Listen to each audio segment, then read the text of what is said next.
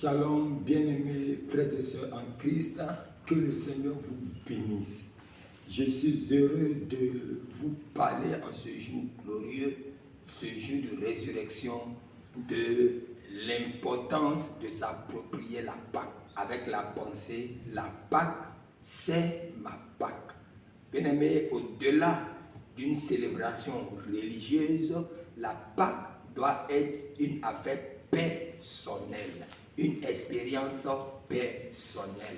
Dans 1 Corinthiens, le chapitre 5, à partir du verset 8, l'apôtre Paul dit ceci: Christ, notre Pâque, a été immolé. Christ, notre Pâque, c'est une appropriation personnelle de la Pâque.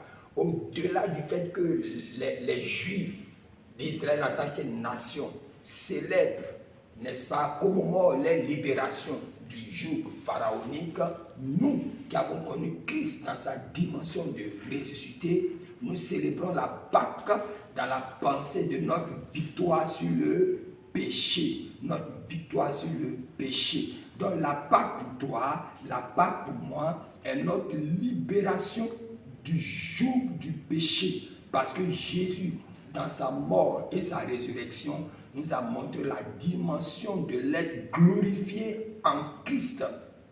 Et nous devons le savoir, alléluia, que cette fête pascale, par la puissance du Saint-Esprit, nous donne d'expérimenter la dimension de Christ ressuscité. Christ avant sa mort et Christ après sa mort, il y a une nuance. Christ avant sa mort, c'est la dimension de connaître Christ dans une dimension première. Mais Christ après sa mort, c'est une autre dimension élevée de notre Seigneur Jésus-Christ dans la dimension de la gloire. Souvenez-vous que c'est à sa résurrection qu'il est passé par le mur, parce qu'il a pris un corps glorieux pour se révéler aux disciples.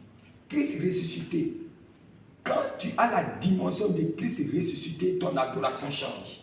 Quand tu as la dimension de Christ ressuscité, il essuie tes larmes. Quand tu as la dimension de Christ ressuscité, tous tes doutes, toutes tes peines sont transformées en assurance. Thomas ne croyait pas, mais quand il a vu la dimension de Christ ressuscité, le doute a laissé place à la foi, à l'assurance. Les disciples d'Emmaüs, ils marchaient avec Jésus, ils ne savaient pas que c'était lui qui était ressuscité. Comprenez? Mais Christ ressuscité a ouvert les yeux lorsqu'il célébrait la Sainte Seine.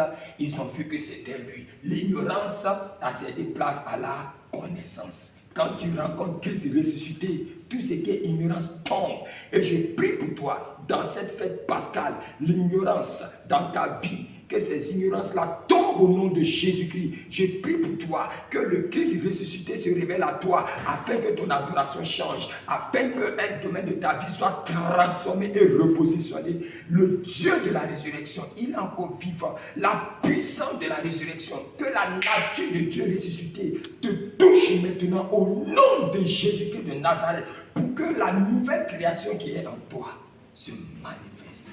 Frères et sœurs, de là où vous êtes, si vous recevez ce message, que l'onction de la résurrection vous touche. Maintenant, par la puissance du Saint-Esprit, recevez ça et soyez en paix, soyez en joie et célébrons ensemble notre Seigneur Jésus-Christ ressuscité d'entre les morts. Je vous aime, je vous apprécie. C'était l'apôtre Lébri Omer El Chibor, leader de l'église EMTR, basé, n'est-ce pas, au Bénin, à Abomey-Calavi. Que Dieu vous bénisse et que le shalom de Dieu soit sur vos vies. Au nom suprême de Jésus, nous avons prié.